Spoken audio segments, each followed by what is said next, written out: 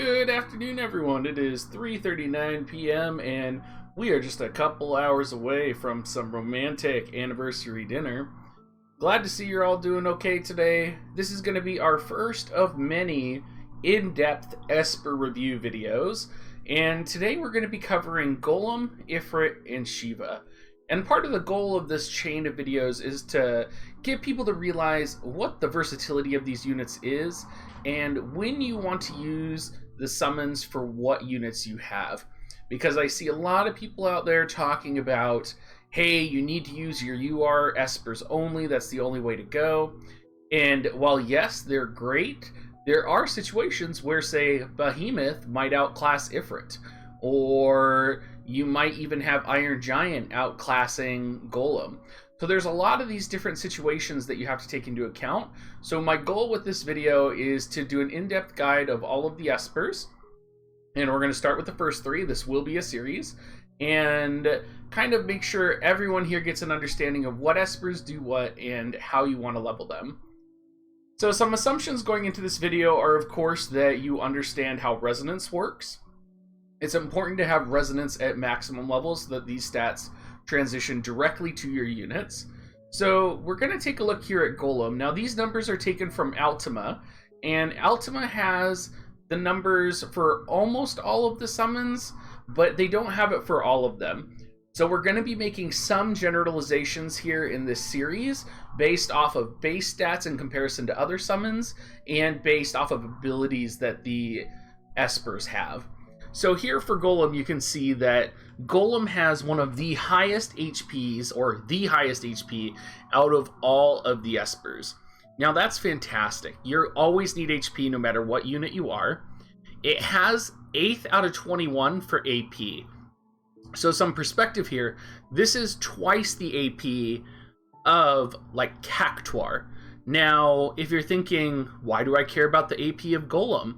This could in fact affect your starting AP at the beginning of a match, and it could maybe be the difference between popping 2 shurikens and only popping 1 at the beginning of a match. So being able to look at the AP generous gift or the TP generous gift if you have a mage is really important when you're looking at Espers.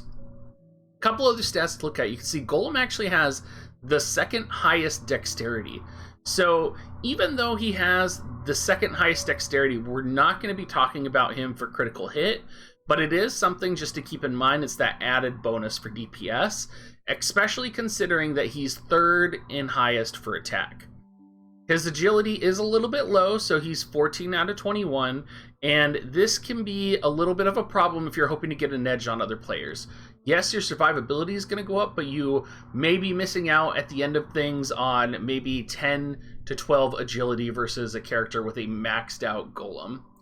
Now, maxing out is not always going to be happening, so I do have a list of abilities that I think you should be prioritizing if you're using Golem, and these abilities are mostly going to be going down the lower left-hand side, because that's where you get really some of your defensive powers for Titan, or sorry, Golem. I'm going to keep calling him Titan all day.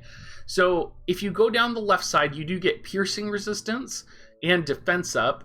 Unfortunately, there's not a lot of piercing resistance in the meta right now. You can also get evasion up and wind attribute killer going down that path as well. And again, there's not very many wind element PvP enemies except for Yerma, which is pretty rare right now. So you're going to probably be splitting up some of the directions you're taking Golem. And what I would recommend is going down the defense up path first, because first and foremost, Golem is the only Esper that offers the defense up to this caliber that you're going to be able to get. I would always grab the evasion, especially when you consider if that's an evasion plus 7%. Of course, luck and other factors contribute to it, but if you're able to dodge 1 attack in a PvP match, even if it's 2%, that is 2% more fights you're probably going to win as opposed to your opponent. So yes, you could probably get human killer plus 5% if you didn't invest in evasion plus 3 and plus 4, but I would get that evasion. Now, in the top right, you also get Human Killer, which really brings out the PvP element of Golem, right? All of your opponents are going to be human. All of them are going to get this killer bonus applied to them, and it's going to do nothing except help you. So the overall pros of Golem are going to be the Human Killer 15%.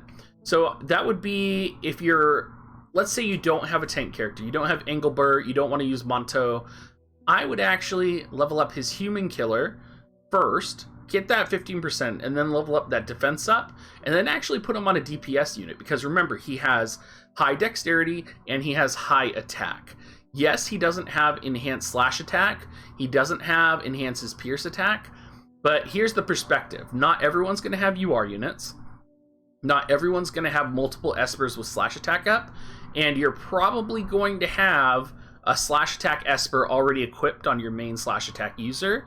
So maybe if you have another slash attack user and you don't have Ifrit, you might want to put Golem on, because Golem is going to have that human killer. It's going to have that HP, that strength, that small bit of evasion, and that defense in order to keep that DPS alive.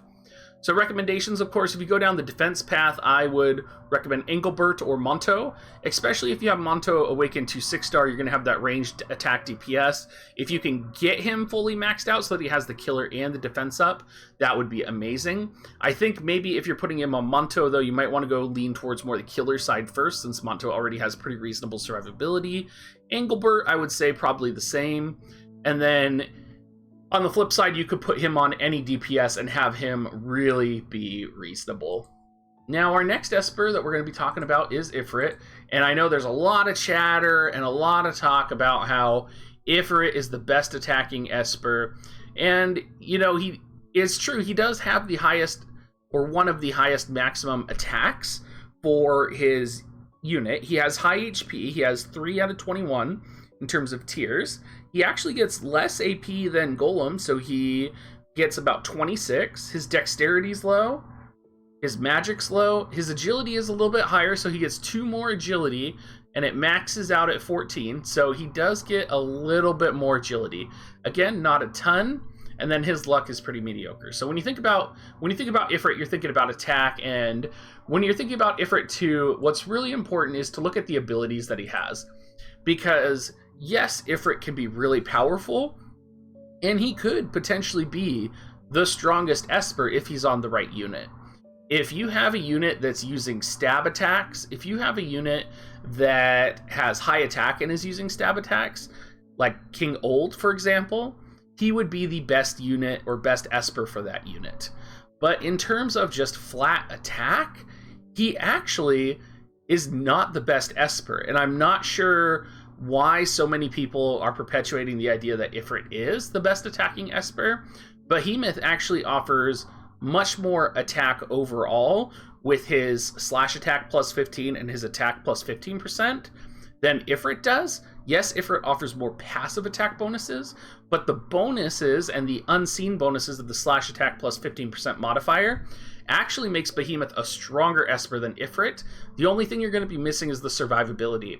So if you're coming in here thinking Ifrit is the strongest, he's really good at attacking, yeah, he's pretty good at that. He has some reasonably high AP, he has that balance of attack and evasion, but he's not the best. And I would actually caution this sort of mentality about Espers as you're learning about things in this game, because there's a lot of factors, a lot of stats, and especially when you walk into either PvP or some other difficult fight, you need to take into account all of these variables. So what does Ifrit have going for it?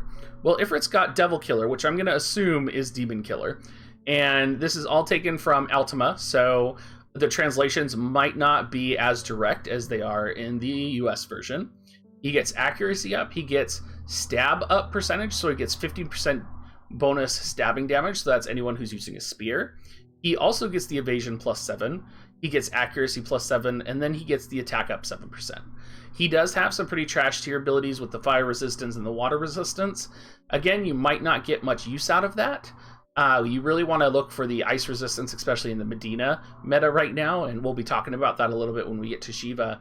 So my recommendations for him is Ifrit's going to be probably your second best if you have him attacking Esper. And even then, I might use Titan over Ifrit, because honestly, I think a defense plus 15% is going to serve me more than an attack plus 7%. Yes, you do get more AP from Ifrit, but you only need a certain amount of AP, so you should be looking at your AP thresholds and understanding what your build and attack style is going to be. So I would really encourage you, before you follow the trend and just stick Ifrit on your attacker, that you look at what you're getting from Ifrit and compare it to the other Espers that are in your groups. Now we're going to talk about Shiva. And Shiva is an interesting unit because she is number 1 in magic, so she has 34 magic, and she's number 1 in agility, starting with 12 agility as well. Her dexterity is number 2, so that's amazing. Her AP is number 3, her TP is number 3, and her HP is 6th.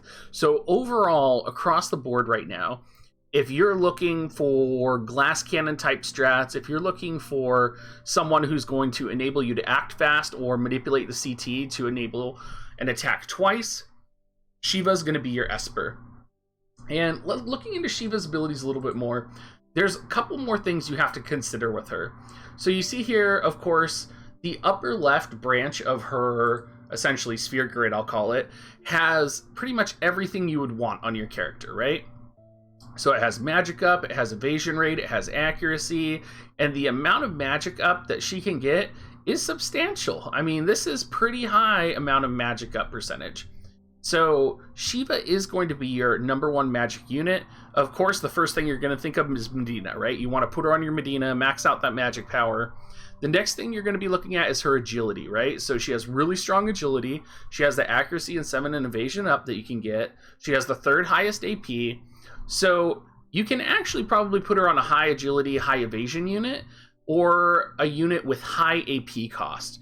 And so what I mean by a unit with high AP cost is, for example, if you want to use a limit break and you're planning on using a limit break in your turn, of course you would have to have her fully maxed out and you would have to plan for it probably 2 turns in.